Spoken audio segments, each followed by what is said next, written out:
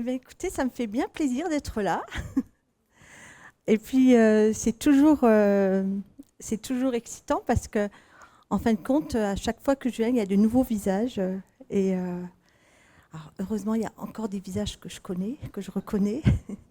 Mais il y a aussi plein de nouveaux visages et c'est toujours excitant, en fin de compte, de rencontrer de nouvelles personnes. Alors, rapidement, pour ceux qui... Parce que du coup, j'ai bien compris que beaucoup ne me connaissent pas. En discutant en discutant avec Patricia aussi, je m'étais rendu compte, je me suis dit, ah bah ouais, quand même, il y a pas mal de gens, en fin de compte, qui ne me connaissent pas, qui ne m'ont jamais rencontrée. Donc, comme Guillaume l'a dit, je suis Nathalie, donc j'ai été formée ici, j'ai été pasteur dans l'église avant de partir en mission. Je suis partie au Tchad, puis après, c'est là que j'ai rencontré mon époux, qui est sud-soudanais d'origine. Et puis, nous sommes revenus ici, nous avons eu notre première petite fille, Djourben, à Auch. Donc, elle est très, très fière de ça, parce qu'elle dit par rapport à ses deux frères, moi, je suis la seule qui suis née en France. Donc, je suis plus française que vous. Donc... Et puis, donc, ça fait déjà quelques années. Aujourd'hui, Djourben a 19 ans.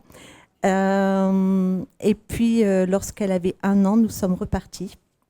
Et puis, nous sommes repartis en mission après avoir passé 3 ans, en fin de compte, en France. Et puis, à 1 an, quand elle avait 1 an, nous sommes repartis. Puis, nous sommes partis d'abord au Soudan. Puis, suite aux événements de guerre civile au Soudan, nous avons dû partir. Et aujourd'hui, nous sommes en Ouganda. Donc, nous sommes arrivés en Ouganda. Au départ, ce n'était pas vraiment notre premier choix. C'était plus... nous sommes arrivés dans le pays comme des réfugiés. C'était un pays de refuge. Et puis, au fur et à mesure, le Seigneur nous a... d'une part, on se rendait compte que ça aurait été vraiment impossible de retourner au Soudan. Et puis, d'autre part... petit à petit, on s'est rendu compte que Dieu nous avait permis aussi d'être là et qu'il y avait une œuvre à faire là et que c'était un lieu qu'il avait choisi pour nous parce que, contrairement au Soudan, c'était un lieu beaucoup plus sécurisé, beaucoup plus sécure, où c'était beaucoup plus facile pour les enfants de pouvoir grandir. Et puis, en fin de compte, l'Ouganda touche quand même beaucoup de pays, entre autres le Soudan, mais touche des pays que nous avions à cœur aussi. Et donc, ça nous a semblé, au fil des années, normal et de rester en Ouganda. Donc, en fin de compte, aujourd'hui, ça va faire, j'ai passé pratiquement 10 ans, presque 10 ans au Soudan, et puis dans 1 an, ça fera 10 ans qu'on sera en Ouganda. Donc on aura passé les dernières 20 années, on les aura passées en Ouganda et au Soudan, et avant j'étais au Tchad, quand j'ai rencontré mon époux. Alors aujourd'hui, au départ, lorsque nous avons été en Ouganda, on était dans le nord de la France, dans le nord de l'Ouganda. On était sur une base missionnaire avec Jeunesse en Mission. Et ça a été un peu notre base de refuge pendant 5 ans, où on est resté là. C'était un lieu qui nous a permis, quelque part, de nous stabiliser après les différents traumatismes que l'on avait vécus. Et puis, les enfants pouvaient grandir dans un environnement qui était quand même génial, honnêtement. C'était une grande base avec des arbres, une crique, un ruisseau. Ils pouvaient grimper aux arbres, chasser les cobras, les rats, Mais c'était, ils étaient ravis d'être là. On faisait l'école à la maison à ce moment-là. Et puis après cela, depuis maintenant 2021, nous avons quitté le nord de l'Ouganda pour venir à Kampala, donc qui est la capitale de l'Ouganda. La première raison, vraiment la raison principale, ça a été parce que nos enfants grandissaient et que moi je commençais un peu à être fatiguée de faire l'école à la maison, parce que j'avais fait l'école à la maison pendant toutes ces années. Et puis d'autre part aussi, on trouvait que Djourben, donc notre fille aînée, qui entrait à ce moment-là en seconde, devait entrer en seconde. On trouvait que c'était un peu normal pour elle de pouvoir être dans un circuit, dans le circuit des écoles françaises, et pour pouvoir la préparer pour l'université, et que ça pourrait quand même l'aider aussi par la suite dans son intégration. Donc ça a été quand même la raison principale pour laquelle on a bougé. Il nous semblait que c'était juste de bouger du nord du pays vers la capitale. Et puis, dans le mouvement, Dieu a parlé de pourquoi pas ouvrir une base missionnaire aussi dans la capitale. Et donc, lorsqu'on est arrivé en 2021, au départ, on s'est installé en tant que famille. Et puis, à partir de 2022, on a démarré en fin de compte le travail missionnaire toujours avec Jeunesse en Mission. Mais donc, on a ouvert une base missionnaire. Et en commençant, pour la petite histoire, on commençait avec une école. Donc, moi, je dirige une école qui s'appelle l'école de la rencontre. On démarrait l'école de la rencontre le lundi, le week-end, le samedi. On était censé recevoir notre premier étudiant, et on a reçu les clés de là où on démarrait la base le mercredi. Donc, on avait juste quelques jours pour tout préparer, tout emménager, parce que c'est un lieu où les gens dorment. Donc, il fallait tout emménager, tout préparer. Et donc, ça a été pendant plusieurs mois, on avait cherché, on ne trouvait rien. Et puis, on a vu vraiment la main de Dieu. Juste pour la petite histoire, la propriétaire du lieu, donc, parce que c'est un lieu que l'on loue, c'est une dame d'un certain âge, elle a plus de 80 ans, et elle est catholique charismatique, et elle aime Jésus, mais passionnément. Elle est la survivante d'un crash aérien lorsqu'elle était plus jeune. Elle était la seule survivante, et elle connaît vraiment Jésus. Et quand elle nous a rencontrés, quand elle a compris que sa maison allait servir pour l'œuvre de Dieu, elle a dit « mais je veux que ça soit vous qui preniez la maison ». Et on n'avait pas l'argent à ce moment-là. Et en Ouganda, on demande 6 mois de loyer en avance. C'est comme ça que ça fonctionne dans le pays. Et donc, on n'avait vraiment pas l'argent. Et on lui a dit « écoutez, nous, on est prêts, mais il faut attendre ». Alors, elle nous disait « ne vous inquiétez pas ». Alors, elle disait « mon fils et ma fille », Farémie et moi. « Ne vous inquiétez pas, mon fils et ma fille. Il va pourvoir, il va pourvoir ». Donc, c'est elle qui nous encourageait en disant « il va pourvoir ». Et puis, à un moment donné, donc, nous, les semaines passées, on n'avait pas encore l'argent. Et puis, il y a un agent immobilier qui téléphone donc, à Farémie, mon époux, et qui lui dit « mais qu'est-ce que vous lui avez fait à la propriétaire ?» Parce que je suis arrivée avec un monsieur qui avait en cash l'argent des 6 mois, et elle a refusé. Elle n'a pas voulu, elle a dit non, la maison elle est pour mon fils et ma fille, j'attends. Et elle a attendu comme cela pendant plus de 2 mois, alors qu'il n'y avait aucun papier qui était signé et qu'il n'y avait aucune certitude. Et à chaque fois qu'on l'appelait en lui disant « écoutez, pour le moment, ne vous inquiétez pas, il va pourvoir ». Et donc, ça a été vraiment… Et puis, il a pourvu. On a eu l'argent, donc le mercredi, on a pu signer les papiers, recevoir les clés, et puis on a démarré comme ça. Voilà, donc on a démarré, on était 3. Ah, vous voyez, ça c'est… Ici, on va dire 3. En Ouganda, on va dire 3. Donc, on était donc avec Clara, que certains connaissent. Il y avait Clara qui était avec nous, et puis Farémie et moi. Et on a démarré à 3, et aujourd'hui, on est à peu près… Alors, vous savez, on est dans une base missionnaire, donc ça rentre, ça sort, ça bouge. Mais on est à peu près une vingtaine, entre 20 et 25 équipiers qui travaillons ensemble à Kampala, avec différentes nations qui sont représentées. On a des équipiers qui viennent de Somalie, on a des équipiers du Soudan, du Congo, du Rwanda, du Burundi aussi. Et puis après ça, on a bien sûr des équipiers ougandais. Et puis on a aussi des équipiers de Suisse. Voilà, on est vraiment un mix au niveau des nations, au niveau des cultures, au niveau des langues. On a des équipiers du Soudan et du Soudan du Sud. Donc lorsque vous venez, voilà, vous avez le coin qui parle en arabe, vous avez les francophones. Alors à un moment donné, on était les majoritaires, les francophones. Il faut quand même le faire dans un pays anglophone. Mais, donc quand il y avait les Ougandais qui, eux, ne parlent pas du tout le français, qui se plaignaient, qui disaient « mais on en a marre parce que vous n'arrêtez pas de parler en français ». Parce qu'entre les Congolais, les Rwandais, les Burundis, les Français, les Suisses, on parlait tous en français. Et puis eux se sentaient quand même... Donc voilà, on est différentes nations, différents âges qui travaillons ensemble, qui servons ensemble, avec différentes activités.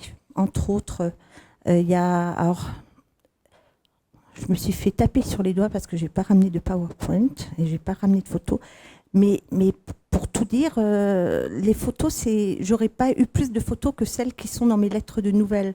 Donc je me disais, bon, je vais remontrer les mêmes photos. Donc du coup, j'ai pas pensé à apporter des photos. Mais on dirige plusieurs écoles. Donc il y a des écoles de disciples où on forme donc des jeunes à être à vivre en tant que disciples, avec une phase théorique et une phase pratique, où là ils partent. En ce moment, on a une équipe qui est en train de servir dans différents villages et différents endroits en Ouganda pour qu'ils servent les églises et la communauté. On a des écoles, on a une école qui s'appelle Business Has Mission. Donc là, le but, c'est vraiment de former à l'entrepreneuriat avec une perspective chrétienne et missionnaire. Donc le but, on veut former des jeunes qui vont, des jeunes et des moins jeunes, mais bon, c'est quand même jeunesse en mission. Donc il y a quand même pas mal de jeunes. Et donc le but, c'est de former ces jeunes pour pouvoir créer des entreprises, mais dans le but vous savez, le motto, la devise de Jeunesse en Mission, c'est connaître Dieu et le faire connaître. Donc, quelque part, tout ce que l'on fait, c'est de pouvoir, quoi que l'on fasse, quelle que soit l'activité, c'est dans le but de le faire connaître. Donc, de le connaître d'abord et puis de le faire connaître, quelles que soient nos activités. Donc là, le but, c'est de pouvoir créer des entreprises dans le but aussi, dans le but de le faire connaître, mais aussi de toucher, en fin de compte, la société, d'amener une transformation dans la société et de travailler dans le royaume, de vraiment voir le royaume de Dieu aussi influencer la société. Donc, c'est pas dans le but d'évangéliser. C'est pas dans ce but-là, ce qui est parfois très difficile, entre autres à Jeunesse en Mission, parce que la majorité des missionnaires à Jeunesse en Mission ont quand même un cœur pour l'évangélisation. Donc, et là, c'est apprendre. Tu es là tu veux faire un business. C'est dans le but de faire un business, mais en sachant que ça va être une bénédiction pour ceux qui sont autour de toi. Mais le but, c'est de faire un business. Et puis, on a une autre école qui est une école de English for Mission. Et là, le but, c'est pour des jeunes qui voudraient travailler dans des pays anglophones, mais dont l'anglais est un peu fragile. Et donc, ils viennent pendant plusieurs mois chez nous, où ils ont des cours. Et puis, le fait d'être dans un contexte, quand même, dans un pays anglophone, c'est aussi une bonne mise en pratique pour eux. Et puis, la dernière école, c'est donc l'école de la rencontre, qui est une école qui qui dure 6 mois, où là, en fin de compte, on forme les jeunes au service de la présence de Dieu. Le but, c'est vraiment de les former au service de la présence de Dieu, mais à travers une vie qui est une vie dans la louange, dans l'intercession et dans le prophétique. Donc c'est un peu l'abécédaire de l'école. Et donc il y a une maison de prière normalement où c'est vraiment le but, c'est vraiment le centre, c'est vraiment la présence de Dieu, pouvoir être au service de sa présence, au service de Jésus, et puis à travers de là, pouvoir rayonner et toucher l'endroit où on est. Et, mais la priorité au moment de l'école, c'est vraiment d'approfondir et de permettre de laisser Dieu toucher profondément et puis d'être vraiment enraciné dans la relation, dans la relation avec Jésus. Et ça, c'est vraiment, je pense, le plus important au niveau de l'école. Et puis à côté de ça, on a différentes activités. On a un ministère où l'on sert des enfants dans un bidonville de Kampala, où c'est une tribu qui est du nord du pays, du nord-ouest du pays, qui est plutôt méprisée dans la nation.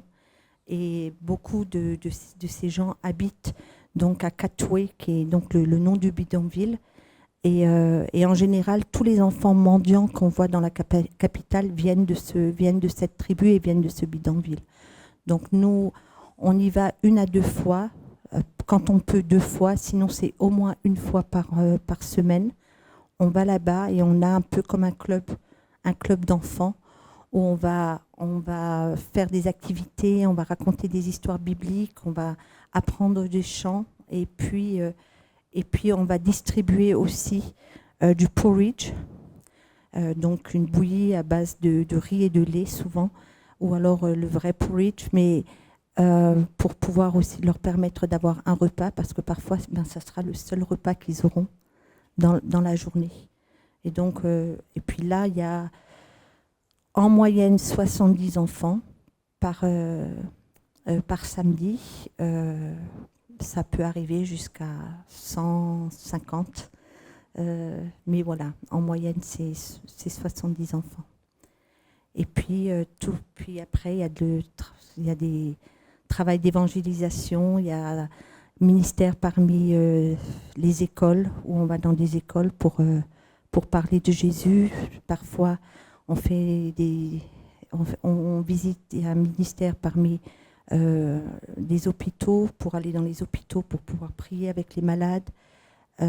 Donc ça, après, ça dépend, c'est moins régulier, ça dépend en fonction aussi des personnes qui sont là, qui sont volontaires, et puis, ou alors travail d'évangélisation dans la rue, et d'aller dans la rue aussi pour évangéliser.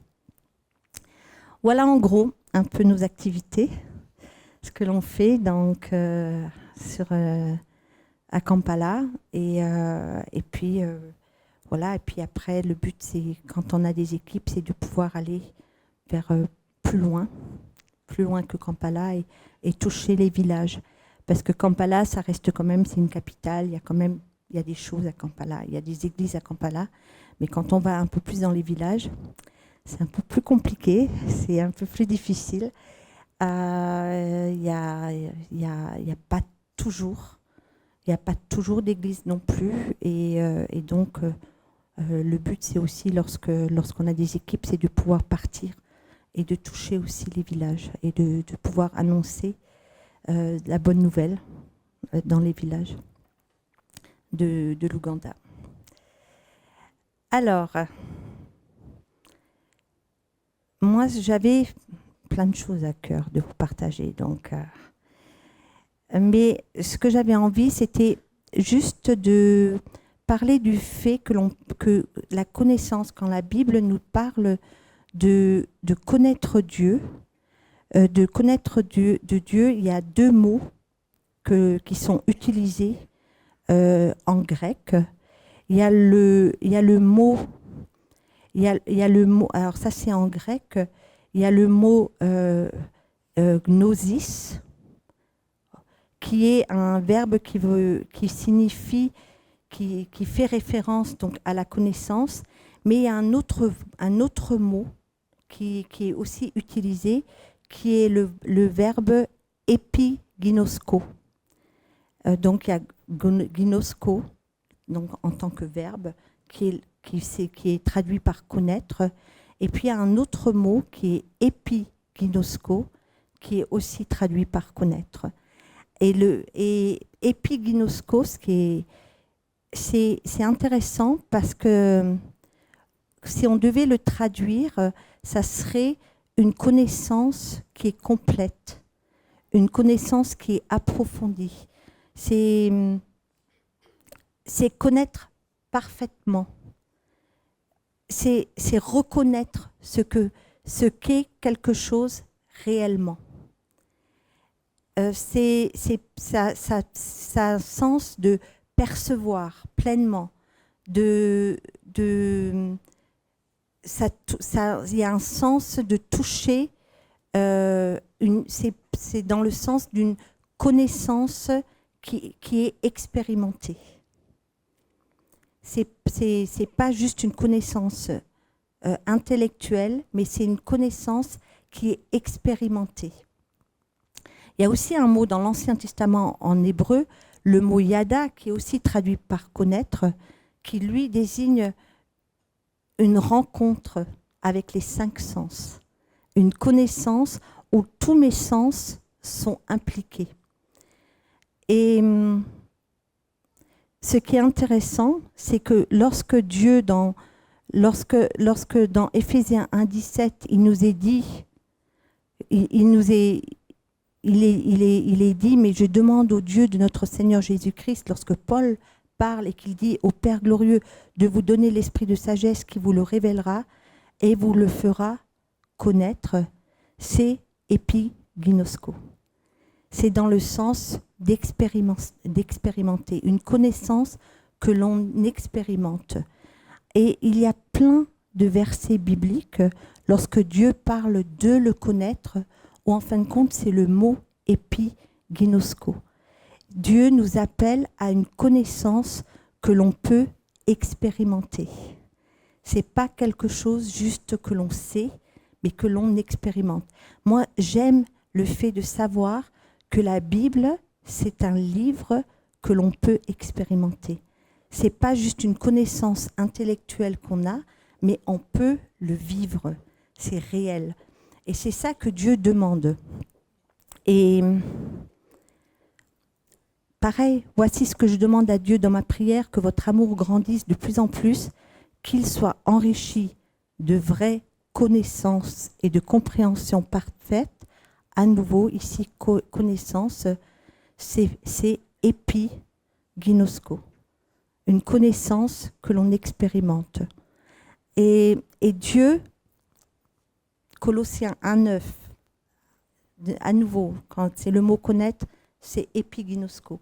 Donc il y a plein de versets comme ça, et on voit que le but de Dieu, mais aussi le but de l'apôtre, c'était que les chrétiens à qui il s'adressait à ce moment-là, c'est qu'ils puissent connaître, qu'ils ne puissent pas juste savoir des choses, mais qu'ils puissent expérimenter Dieu. Et que pour lui, pour Paul en tout cas, et pour d'autres aussi, eh ben, la connaissance, elle était automatiquement liée à une expérience. Je dois expérimenter pour connaître. Alors ça nous semble évident pour certaines choses, mais je ne peux pas connaître l'amour si je n'expérimente pas l'amour. Je ne peux pas savoir ce qu'est la joie si je n'expérimente pas la joie. J'ai besoin d'expérimenter pour connaître. Et Dieu est ainsi. On peut le connaître parce qu'on peut l'expérimenter. Et c'est son désir. Alors je vais passer un peu parce que j'ai plein de versets qui appuient ce que je dis, mais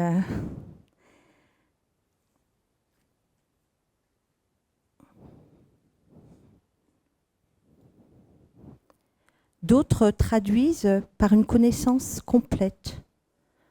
par un savoir intime. Quand la traduction de epiginesko, ça pourrait être un savoir intime. Je sais intimement. Je sais dans mon être intérieur. Et en fin de compte, Paul demande au Père de nous donner l'Esprit Saint pour que nous puissions rencontrer Jésus, pour qu'on puisse le connaître. Et il relie, si vous regardez à nouveau, comme j'ai lu dans Éphésiens, il relie l'esprit de sagesse qui se dévoile au cœur de l'esprit de révélation pour qu'on le rencontre et qu'on le connaisse. Et Dieu désire qu'on le connaisse et qu'on le rencontre. Et si on relisait tous ces passages en enlevant, au lieu de mettre le mot connaître, on mettrait le mot rencontrer, ça prendrait un sens juste incroyable. Il veut qu'on le rencontre. Et simplement, et de prendre conscience de ça et de se dire, mais il est le Dieu de la rencontre. Il est celui qui veut nous rencontrer. Il veut être celui que l'on connaît. Et une des choses que Dieu utilise pour cela, et il utilise notre imagination. Pendant la louange, à un moment donné, Patricia a dit, mais imaginez Dieu qui vous prend, qui vous entoure, qui vous abreuve, qui vous donne. Dieu veut utiliser notre imagination. L'imagination, c'est quelque chose que Dieu a créé pour nous permettre de connaître. Pour nous permettre de connaître. Certains disent, mais l'imagination, c'est en fin de compte le lien entre mon esprit et mon âme. C'est un lien qui permet que je puisse, que des réalités spirituelles deviennent réelles dans ma vie. Et c'est vrai, alors l'imagination, parfois on en a un peu peur parce qu'elle peut sembler négative. Et elle peut.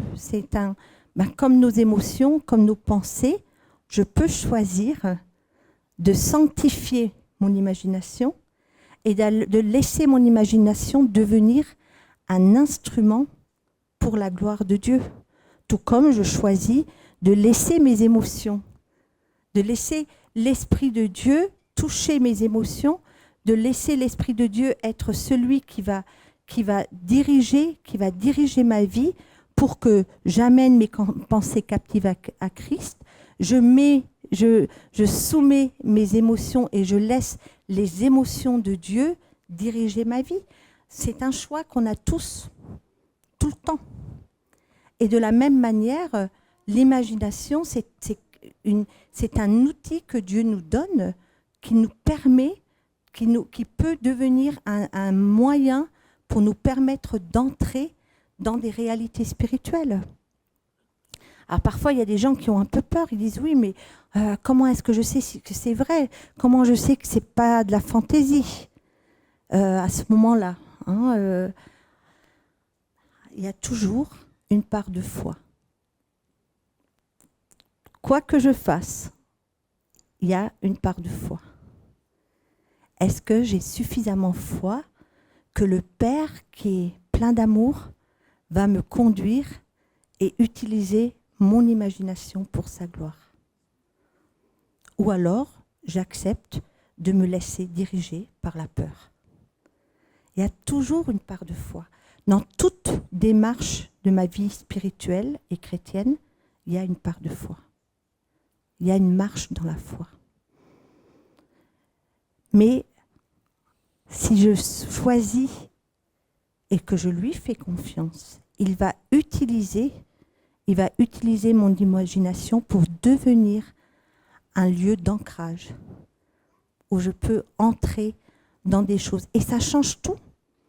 Alors, je n'ai pas le temps parce que je veux faire un exercice avec vous. Donc, je n'ai pas trop le temps. pour aller plus loin au niveau des explications bibliques et tout, j'aurais beaucoup plus de choses à partager. Mais ça, j'aurais pu un peu montrer plus mon hébreu et mon grec, mais bon, tant pis. mais vous savez, ça change tout. Ça change vraiment tout. Parce que quand j'imagine mes fins de mois et que je les imagine compliquées, difficiles, c'est là. On l'utilise tout le temps, notre imagination. Quand je pense, l'imagination, et quand je commence à imaginer que, waouh, ça va être dur là, le mois va être compliqué, et que je commence à m'imaginer, si j'ai une petite douleur et que je commence à m'imaginer la maladie, ça va créer des émotions, des réponses de mon corps. Je vais créer quelque chose. L'imagination, elle fait partie. Vous n'avez aucun artiste qui crée de la musique, qui crée un chant, qui crée une œuvre sans utiliser son imagination. Celui qui a conçu cette chair a eu besoin d'utiliser son imagination. La mère de famille qui fait un repas, avant même de commencer à cuisiner, elle l'imagine, elle se fait une image de ce qui va sortir. Okay. Il y a quelque chose, même, ça fait partie de notre quotidien. On l'utilise constamment. Et je peux choisir comment je vais utiliser ma capacité à imager, ma capacité à imaginer, parce que c'est très lié. Et donc, je peux choisir d'imaginer le pire, ou je peux choisir d'imaginer la vie. Et qu'est-ce qui fait la différence pour nous en tant que chrétiens? Parce qu'on n'est pas dans la fantaisie. C'est que je peux, comme Abraham qui a reçu une promesse de Dieu, donc il y a eu une promesse, et il a pu, à partir de cette promesse, il a pu se projeter et créer une image. Et il s'est nourri de l'image de la promesse qu'il a reçue, de la parole qu'il a reçue.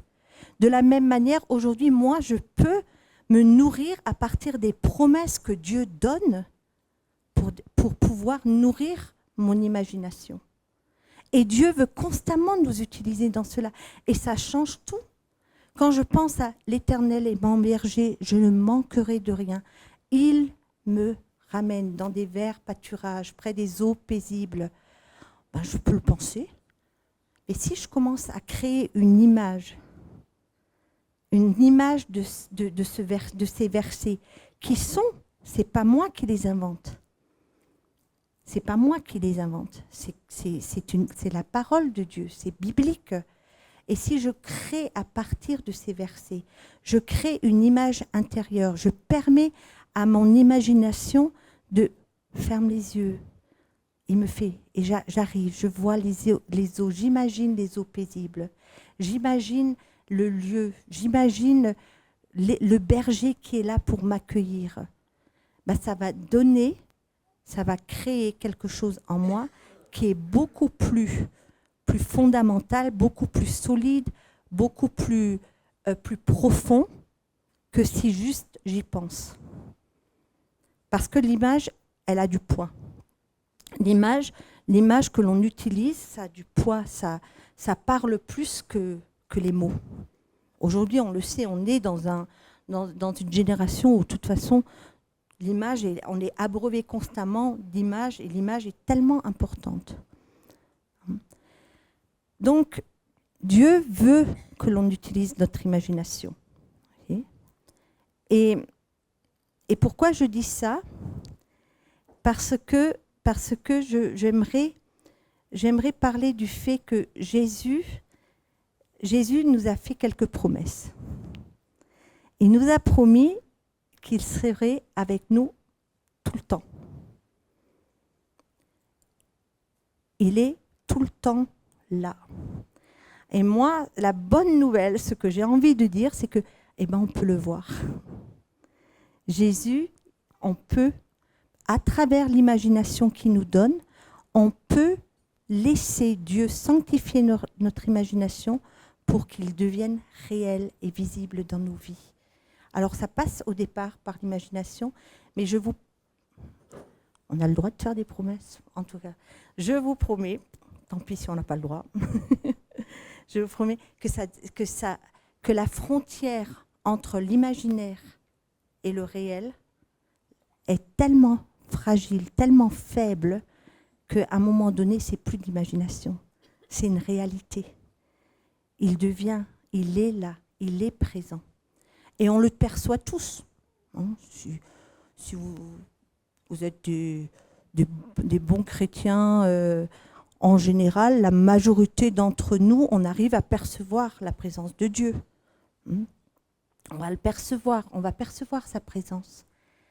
Mais le percevoir, c'est qu'une étape. On peut le voir. Et ça change des choses dans nos vies, parce qu'il devient plus réel, il devient véritable. Ça prend de la substance. Et ça, c'est un exercice, nous, dans notre école à Kampala, c'est quelque chose que l'on fait tout le temps. On ne démarre pratiquement jamais un temps de louange sans que tout le monde voit Jésus d'abord. Et ça crée tout de suite une autre atmosphère. Parce que quand tout le monde voit déjà Jésus, automatiquement, le désir de le louer jaillit des cœurs. Souvent, nos propres réunions, on démarre, ok, d'abord on s'arrête, on regarde Jésus. Où est-ce qu'il est? On le voit. Parce qu'on sait, il a dit, le monde ne me verra plus, mais vous me verrez. C'est une promesse. Le monde ne me verra plus, mais vous me verrez. Donc on peut le voir. C'est possible de le voir. Il veut se montrer. C'est pas juste le droit de quelques-uns. C'est possible pour tous ceux qui croient en lui, parce qu'il est avec nous, parce qu'il est présent. On le chante, on le proclame. Alors, pourquoi le voir? Moi, comme pour certains, vous le savez, ma fille, elle est à Londres maintenant. Elle a été acceptée dans une université à Londres, donc elle fait ses études à Londres. Et donc, depuis qu'elle n'est plus à la maison, merci WhatsApp, on communique par texte. Parfois, on s'envoie des voices, on se fait des voices. Parfois, on se téléphone. Et c'est génial, c'est super de pouvoir avoir ces temps de connexion avec elle. Mais je vous promets, juste avant de venir ici, avant de venir en France, j'ai fait, plutôt que de faire Ouganda-France, j'ai fait Ouganda-London. Et le fait de la voir, c'est pas pareil. C'est pas pareil que juste d'avoir des petits textes et puis des voices. J'entendais sa voix, je pouvais la lire, mais la voir, ça change tout. Et il a envie que l'on rentre dans ça, qu'on puisse apprendre à le voir, que ça devienne un style de vie. Il est où Jésus? Alors la dernière fois que j'étais venue, j'avais parlé du fait d'être conscient de sa présence. J'avais parlé du fait d'apprendre à être conscient qu'il est là. Mais le meilleur moyen d'être conscient, c'est de le voir. Quand je le vois, et après, ça devient normal. Aujourd'hui, moi, Jésus, tu es où? Et je sais qu'il a envie de se montrer. Il est toujours prêt à se montrer. Il n'a pas envie d'être caché. Il a envie qu'on le voie. Et donc, j'ai jusqu'à moi ça ne marche pas. Alors, attends, je regarde ici. Donc, j'ai encore... Ok, donc normalement, j'ai jusqu'à... C'était censé être fini déjà, c'est ça? Ok, bon. Ah, ça, c'est un changement hein, de culture.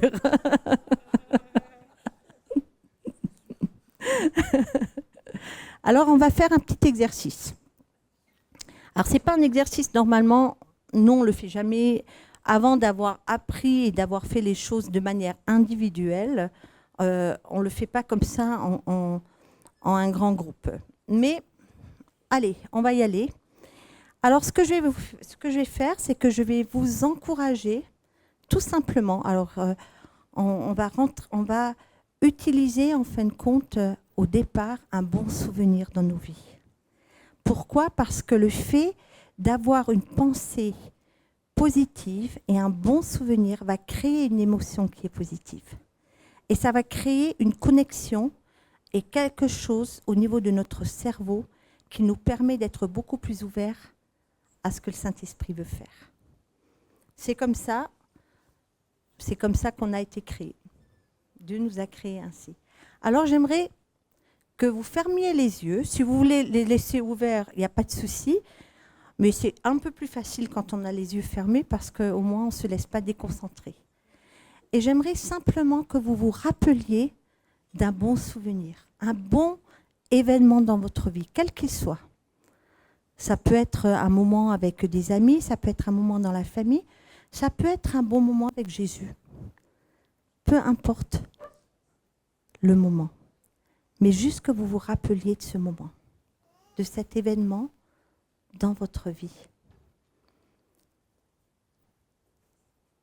Quand vous avez un bon moment, vous pouvez laisser les yeux fermés. Vous me faites juste un signe avec la main pour que je sache qu'on peut aller plus loin. Dès que vous avez un bon moment dans votre vie, puis s'il y a une majorité qui voit un bon moment, on peut continuer. Ok. Une fois que vous avez ce bon moment, j'aimerais juste que vous vous rappeliez de ce bon moment. Que vous vous rappeliez les émotions que vous avez ressenties durant ce bon moment. La joie, la paix, l'espérance, la surprise peut-être, l'excitation. Mais rappelez-vous de ce bon moment et des émotions. Et puis, prenez conscience que tout ce qui est bon dans nos vies vient de Jésus. Il est la source de tout ce qui est bon. Alors prenez conscience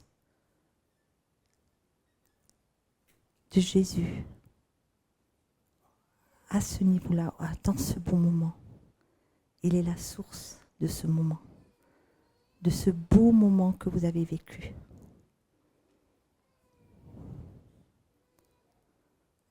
Et laissez commencer, laissez la gratitude, la reconnaissance grandir dans votre cœur pour ce qu'il a permis dans votre vie, pour ce qu'il vous a laissé, pour ce qui vous a permis de vivre à ce moment-là. Ne fixez plus simplement les regards sur l'événement, mais fixez vos regards sur celui qui est la source de tout ce qui est bon.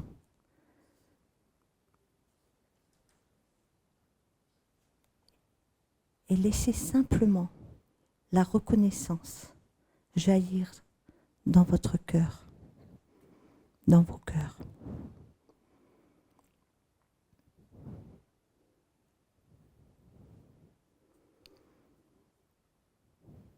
Et une fois que vous avez pris conscience et que vous vivez dans ça, je vais vous demander simplement de demander à Jésus, Jésus, où est-ce que tu es ?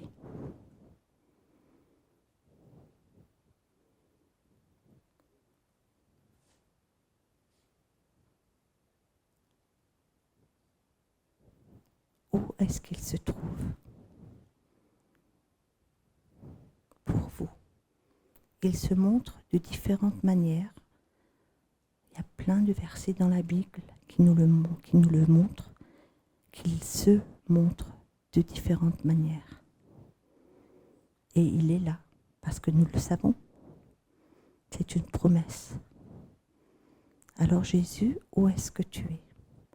Certains verront peut-être une lumière.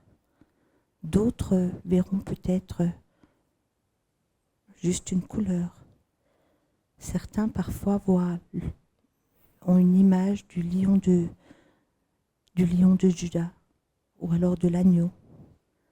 Peu importe.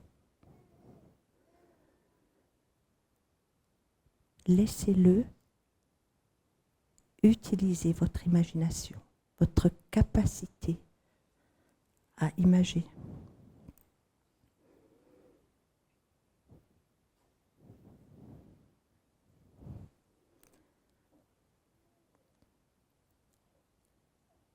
J'aimerais juste, et vous pouvez garder les yeux fermés, j'aimerais juste que, à nouveau, vous me fassiez un signe avec la main pour savoir si vous voyez, si vous êtes à même de vous faire ou de faire une image, d'avoir une image où est Jésus.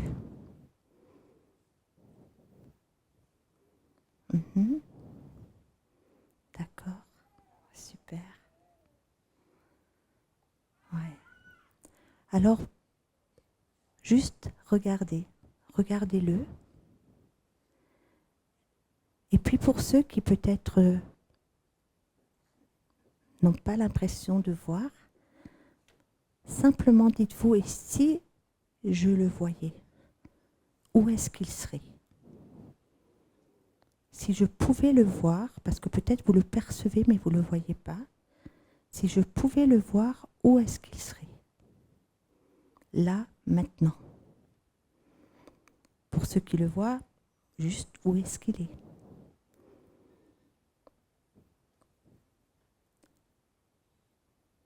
Quelle serait sa posture? Est-ce qu'il serait assis, debout? Est-ce qu'il est assis? Est-ce qu'il est debout?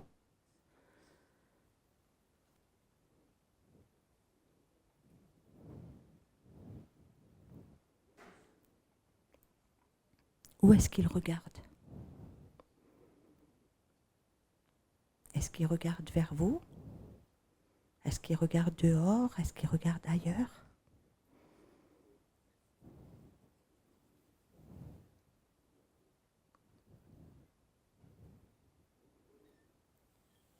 Qu'est-ce qu'il porte comme habit?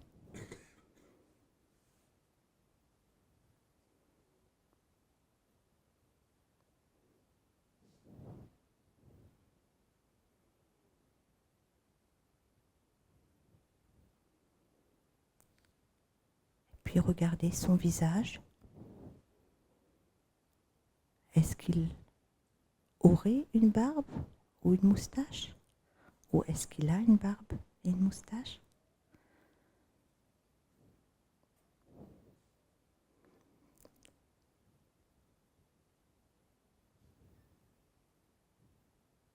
Et puis, regardez ses yeux.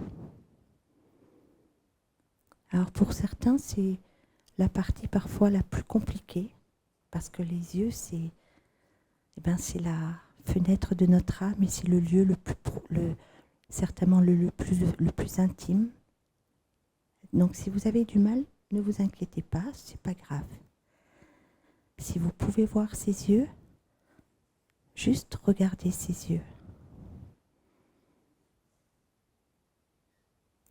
Qu'est-ce que vous percevez? Qu'est-ce que vous voyez dans ses yeux?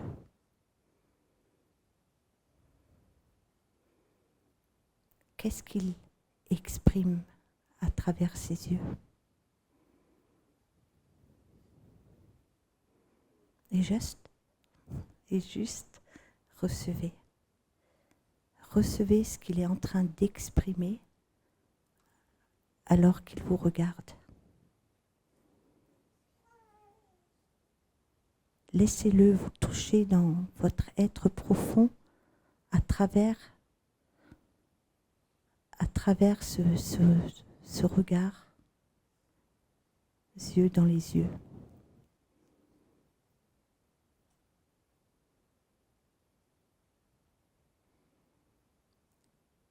c'est le lieu de connexion, le moment de se connecter plus profondément. Et là, vous pouvez simplement lui demander, Jésus, qu'est-ce que tu veux me montrer? Qu'est-ce que tu veux me communiquer? Il peut vous parler, mais parfois il peut aussi faire une action. Ou alors il peut simplement vous toucher dans vos émotions. Dieu communique de manière différente. Mais laissez-le vous parler. Laissez-le vous communiquer ce qu'il a pour vous ce matin.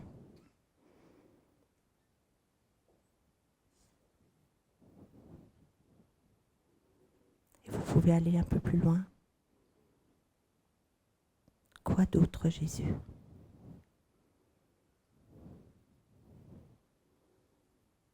Et simplement recevez ce qu'il veut vous donner. Laissez ce qu'il vous dit ou ce que vous percevez devenir réel et vrai dans vos vies.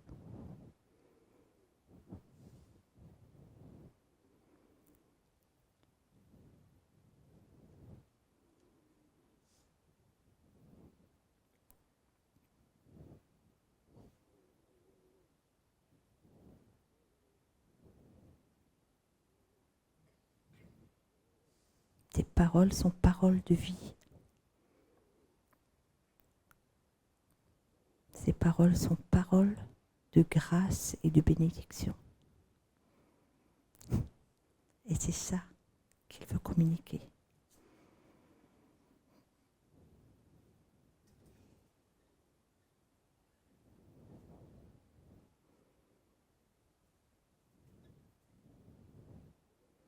Laissez ces paroles toucher aussi vos émotions. Que ça devienne une vérité pour vous.